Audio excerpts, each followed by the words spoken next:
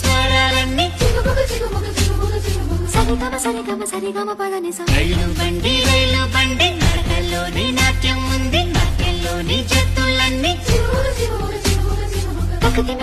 తకదిమి తకజను అలసట లేని సంగీతాన్ని వినిపిస్తుందండి.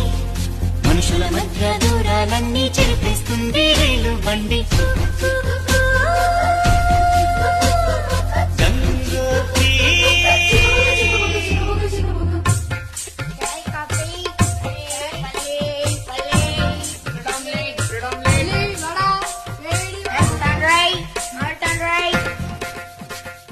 కేరళలో నా కొబ్బరి నీళ్లు తాగిస్తుందండి, కర్ణాటక పిసిపేళ బాతు వినిపిస్తుందండి.